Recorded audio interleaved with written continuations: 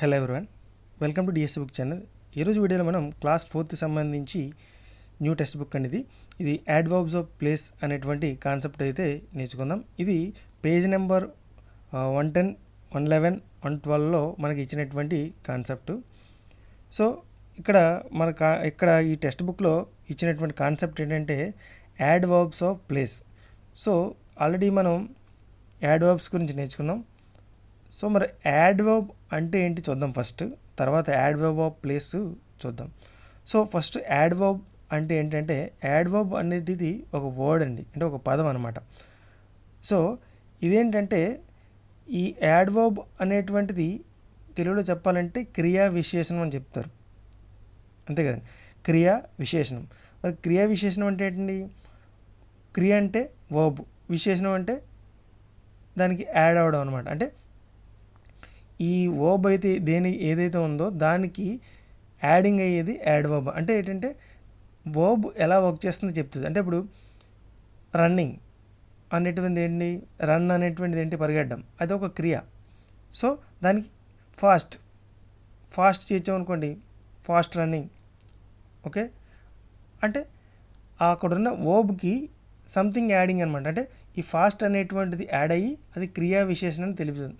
అంటే ఈ రన్నింగ్ ఎలా చేస్తున్నాడో తెలియజేస్తుంది అనమాట. అది యాడ్వర్బ్. సో ఇక్కడ మరి యాడ్వర్బ్ ఆఫ్ ప్లేస్ అంటే ఏంటంటే, అంటే ఇక్కడ మనకి ఇందులో టైప్స్ ఉన్నాయండి యాడ్వర్బ్స్లో. ఏంటి? యాడ్వర్బ్స్ ఆఫ్ ప్లేస్ ఉంది, తర్వాత యాడ్వర్బ్ ఆఫ్ ఫ్రీక్వెన్సీ ఉంది, యాడ్వర్బ్ ఆఫ్ మేనర్ ఉంది. ఇలా కొన్ని రకాల టైప్స్ ఉన్నాయి. అందులో ఒకటి యాడ్వర్బ్ ఆఫ్ ప్లేస్ అనమాట. సో మరి ఇది ఎందుకు అంటే adverb of place indicate where an action occur. అంటే ఎక్కడ పని జరిగింది అనే విషయాన్ని తెలియజేస్తుంది అనమాట. ఏంటండి? ఎక్కడ పని జరిగింది అనే విషయాన్ని తెలియజేస్తుంది. సో ఇంకా చూసుకున్నట్లయితే మోస్ట్ కామన్గా యూజ్ చేసేటువంటి యాడ్వర్బ్ ఆఫ్ ప్లేస్ వర్డ్స్ ఏంటంటే హియర్ ఒకటి, దేర్ ఒకటి. ఓకే, హియర్ ఒకటి, దేర్ ఒకటి అనే పదాలు అయితే మనం మోస్ట్ కామన్గా యూజ్ చేస్తాం. ఇవి యాడ్వర్బ్ ప్లేస్ అనమాట.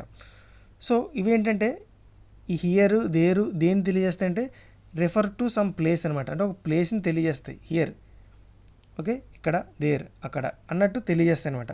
సో ఇక్కడ ఎగ్జాంపుల్స్ ఇచ్చారు. దీంతో మనం ఈ డెఫినేషన్ని అర్థం చేసుకునే ప్రయత్నం చేద్దాం. సో ఇక్కడ చూసినట్లయితే everything there was so lively. అంటే ఇక్కడ ఏంటంటే అక్కడ దేర్ అంటే అక్కడ ప్రతిదీ సో లైవ్లీగా ఉందంటే సజీవంగా ఉంది అని చెప్పడం జరుగుతుంది. అదొకటి. నెక్స్ట్ లుక్ హియర్, ఓకే, ఇక్కడ చూడండి అని చెప్పడం. సో ఇక్కడ చూసినట్లయితే ఈ రెండు ఎగ్జాంపుల్స్ కూడా అందులో ఉన్నటువంటి దేర్ కానీ హియర్ కానీ ఈ రెండు మోస్ట్ కామన్గా యూజ్ చేసేటువంటి యాడ్వర్బ్స్. అదేవిధంగా ఇది వర్క్, యాక్షన్ అనేటువంటిది ఎక్కడ జరిగిందో తెలియజేస్తాయి. ఎక్కడ జరిగింది చూడండి. ఫస్ట్ సెంటెన్స్లో everything there was so lively. ఎక్కడ? There was. సో దేర్ అనేటువంటిది adverb of place. Next look here. ఎక్కడ? హియర్. సో యాడ్వర్బ్ ఆఫ్ ప్లేస్ని ఎలా గుర్తుపెట్టాలి అంటే సింపుల్గా వేర్ అంటే ఎక్కడ అనే ప్రశ్నకు సమాధానం ఇచ్చినట్లయితే అది యాడ్వర్బ్ ఆఫ్ ప్లేస్. అంటే ఆ వర్డ్ యాడ్వర్బ్ ఆఫ్ ప్లేస్ అవుద్ది అనమాట. అంటే చూడండి, everything there was a so lively అనే ఎగ్జాంపుల్ ఉంది. అంటే ఇక్కడ మన క్వశ్చన్ ఏంటంటే వేర్ వాజ్ సో లైవ్లీ అంటే దేర్ అనే ఆన్సర్ వచ్చింది. చూడు, లుక్ హియర్. ఎక్కడ? వేర్. ఎక్కడ చూడాలి? హియర్, ఇక్కడ. అంటే వేర్ అనే ప్రశ్నకు, అంటే వేర్ ఎక్కడ జరిగింది అనే ప్రశ్నకు ఆన్సర్ సమాధానం వచ్చినట్లయితే ఆ వర్డ్ యాడ్వర్బ్ ఆఫ్ ప్లేస్. అర్థమైంది కదండి? క్లియర్. నెక్స్ట్ చూడండి, ఇక్కడ మనకి యాడ్వర్బ్ ఆఫ్ ప్లేస్ని అర్థం చేసుకోవడానికి కొన్ని ఎగ్జాంపుల్స్ అయితే ఇవ్వడం జరిగింది. సో ఏ సిచ్యువేషన్స్లో ఉపయోగించాలి ఈ యాడ్వర్బ్ ఆఫ్ ప్లేస్ని అనేటువంటిది ఇక్కడ ఇవ్వడం జరిగింది. మనకి ఇక్కడైతే ముఖ్యంగా 4 కేటగిరీలు అయితే ఇవ్వడం జరిగింది. అందులో ఫస్ట్ కేటగిరీ చూసుకున్నట్లయితే adverb of place referring to distance. అంటే డిస్టెన్స్ని. సో ఇక్కడ చూసినట్లయితే మన ఎగ్జాంపుల్ చూడండి, nearby, far, away. So ఇక్కడ ఫస్ట్ సెంటెన్స్ ఏంటంటే మనకి ఈ adverb of place referring to అంటే దూరాలను తెలియజేసేటువంటి యాడ్వర్బ్స్ అనమాట. అంటే ఈ వర్డ్స్ నియర్ బై కానీ ఫార్ కానీ ఏవే కానీ ఇవి చూసినట్లే మన యాడ్వర్బ్ ఆఫ్ ప్లేస్. అదేవిధంగా దూరాన్ని తెలియజేస్తాయి యాడ్వర్బ్ ఆఫ్ ప్లేస్ అనేటువంటి విషయాన్ని గుర్తుపెట్టుకోవాలి. అదేవిధంగా ఇవి యాడ్వర్బ్స్ అనే విషయాన్ని కూడా గుర్తుపెట్టుకోవాలి. ఒక్కొక్కసారి మనకు అలాగే అడుగుతారండి, నియర్ బై, ఫార్ అవే లేదంటే ఫార్ అనేటువంటి ఇచ్చి అది యాడ్వర్బా లేదంటే దాని పార్ట్స్ ఆఫ్ స్పీచ్ అడుగుతారు, నౌనా ప్రొనౌనా అలాగనమాట, యాడ్జెక్టివా. సో ఆ విధంగా అడగడం జరుగుతుంది. ఓకే, ఇది మీరు గుర్తించాల్సి ఉంటుంది, యాడ్వర్బ్ ఆఫ్ ప్లేస్ అనమాట. సో ఇక్కడ డిస్టెన్స్ అయితే తెలియజేయడం జరుగుతుంది. నియర్ బై అంటే ఏంటంటే సమీపంలో అని అర్థం. ఓకే, నియర్ బై అంటే సమీపంలో అని అర్థం. ఫార్ అంటే ఫార్ అన్న లేదంటే ఎవే అన్న రెండు దూరంగా అనే మీనింగే వస్తాయి. అది నెక్స్ట్ సెకండ్ ఏంటంటే యాడ్వర్బ్స్ ఇండికేటింగ్ ప్లేసెస్, అంటే ప్లేసెస్ని తెలియజేసే యాడ్వర్బ్స్ అంటే up, down, inside, outside, here, there, anywhere ఎక్కడైనా. ఓకే, నోవేర్ ఎక్కడా లేదు, అప్ స్టేర్స్ పైన, downstairs back, around, away అంటే దూరంగా, ఓకే, నార్త్. ఈ విధంగా ఇవేంటంటే ఈ ఎగ్జాంపుల్స్ యాడ్వర్బ్స్ ప్లేసెస్ని ఇండికేట్ చేసేటువంటి యాడ్వర్బ్స్ అనమాట.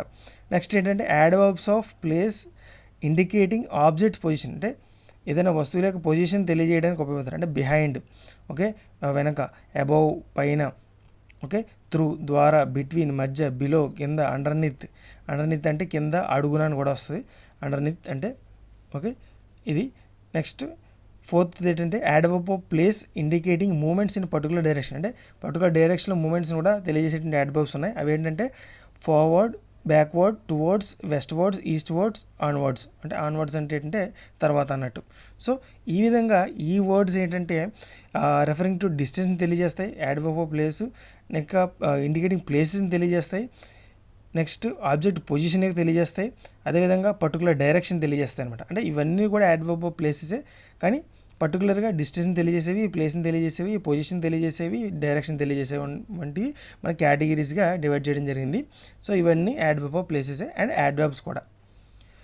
సో ఇక్కడ ఏంటంటే మనకి యాక్టివిటీ 4 అనేటువంటిది ఇవ్వడం జరిగింది. ఇక్కడ ఏంటంటే సో ఈ యాక్టివిటీ 4లో మనకి ఇచ్చింది ఏంటంటే read the following songs and underline the adverb place. అంటే ఇక్కడ ఒక సాంగ్ ఉందండి, అందులో మనం ఏం చేయాలంటే యాడ్వర్బ్ ప్లేస్ని గుర్తించాలి. సో ఇక్కడ మన కోసం ఒకటి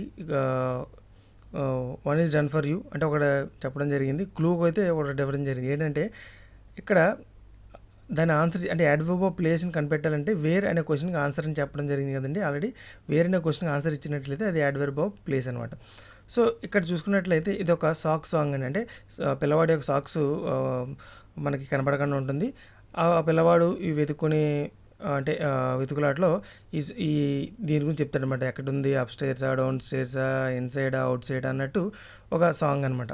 సో ఇక్కడ మనం గమనించినట్లయితే అప్ స్టేర్స్, డౌన్ స్టేర్స్ అనేటువంటి ఈ రెండు కూడా మనకి యాడ్వర్బ్ ఆఫ్ ప్లేసు.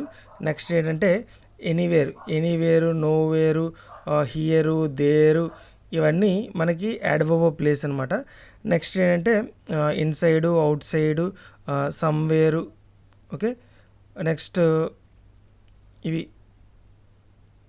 ఇవన్నీ కూడా మనకి యాడ్వర్బ్ ప్లేస్ కింద వస్తాయి. సో ఇక్కడ మనం చూసినట్లయితే యాక్టివిటీ 5 ఇవ్వడం జరిగింది. Choose the suitable adverbs from the given options to complete the each sentence. అంటే ఇక్కడ ఒక 5 సెంటెన్స్ ఇవ్వడం జరిగింది, మనకి ఆప్షన్స్ కూడా ఇవ్వడం జరిగింది. వీటిని ఉపయోగించి ఇక్కడ మీనింగ్ఫుల్గా మన యాడ్వర్బ్స్ని అయితే మనకి ఇక్కడ పెట్టాల్సి ఉంటుంది. సో చూద్దాం. ఫస్ట్ది, the children are playing cricket dash the school. అంటే చిల్డ్రన్స్ ఆర్ ప్లేయింగ్ క్రికెట్ అంటే పిల్లలు క్రికెట్ ఆడుతున్నారు. సమ్వేర్ అంటే గ్రౌండ్లో అనమాట, సమ్వేర్ లేదంటే అవుట్ సైడ్ అంటే బయటన. అంటే ఇక్కడ మనకి ఇక్కడ సపోజ్ సమ్వేర్ అని పెట్టామనుకోండి, the childrens are playing cricket, okay, dash the school అంటే సమ్వేర్ ఇన్ ద స్కూల్. అక్కడ ఇన్ అనుకోండి, మీనింగ్ఫుల్గా ఇన్ ఉంటే అప్పుడు సమ్వేర్ వస్తుంది. ఓకే, ఎలాగంటే the children are playing cricket somewhere in the school అని వస్తుంది. కానీ ఇక్కడ ఇన్ లేదు కదా, మరి ఆన్సర్ ఏంటి, అవుట్ సైడ్. అంటే the childrens are playing cricket outside the school, అంటే స్కూల్ బయటన పిల్లలు క్రికెట్ ఆడుతున్నారు అని వస్తుంది. అంటే ఇక్కడ అవుట్ సైడ్ అనేటువంటి కరెక్ట్ ఆన్సర్. నెక్స్ట్ ఏంటంటే let us go dash and watch the stars. అంటే మనం స్టార్స్ని వాచ్ చేయడానికి ఇన్సైడ్ వెళ్ళాలి లేదా అప్స్టేర్కి వెళ్ళాలా, అప్స్టేర్కి వెళ్ళాలి. ఓకే, అప్స్టేర్కి వెళ్ళిన తర్వాత మనకు స్టార్స్ కనిపిస్తాయి. నెక్స్ట్ చూడండి, ఆ third one, is there any post office away or nearby. అంటే ఏవే అంటే ఏంటి, దూరంగా, నియర్ బై అంటే ఏంటి, దగ్గరగా. అంటే ఎవరినైనా మనం అడుగుతున్నాం అనుకోండి, is there any post office, దూరంగా ఉన్న పోస్ట్ ఆఫీస్ చెప్పండి అన్నాం కదండి, దగ్గరగా ఉన్న పోస్ట్ ఆఫీస్ చెప్పమంటాం. అందువల్ల is there any post office nearby అంటాం అనమాట, అది correct. Next lock the door when you go dash అంటే నోవేర్ అంటే ఎక్కడికి వెళ్ళినప్పుడు డోర్ లాక్ చేసుకోమని చెప్పడం జరిగిందా, లేదంటే బయటికి వెళ్ళినప్పుడు డోర్ లాక్ చేసుకోమని చెప్పడం జరుగుతుందా, బయటికి వెళ్ళినప్పుడు డోర్ లాక్ చేసుకొని వెళ్ళమని చెప్పడం జరుగుతుంది. సో అందువల్ల అవుట్ అనేటువంటిది ఆన్సర్. అంటే lock the door when you go out. Next my grandfather searched for glasses dash anywhere అంటే ఎక్కడైనా, ఎవ్రీవేర్ అంటే ప్రతి చోట. అంటే ఇక్కడ గ్రాండ్ ఫాదర్ యొక్క గ్లాసెస్ కనపట్లేదు, అతను వెతుకుతున్నాడు అనమాట. My grand father searching for glasses everywhere అంటే ప్రతి దగ్గర వెతుకుతున్నాడు అని అర్థం. సో ఈ విధంగా మన ఆన్సర్ ఏంటంటే out side, next up stairs, near by, out, everywhere. So ఇది ఫ్రెండ్స్, ఎవరికైనా ఎక్స్ప్లెనేషన్ నచ్చుంటే దయచేసి ఛానల్ సబ్స్క్రైబ్ చేసుకోండి, అదేవిధంగా లైక్ చేయండి. లైక్ చేయడం వల్ల ఇది మనకి బూస్టప్ లాగా ఉంటుంది. ఎందుకంటే ప్రతి ఒక్కరికి నచ్చుతుందనో లేదని నచ్చలేదనో ఏదో తెలుస్తుంది కాబట్టి ఇలాంటి వీడియోలు చేయడానికి ఆస్కారం ఉంటుంది.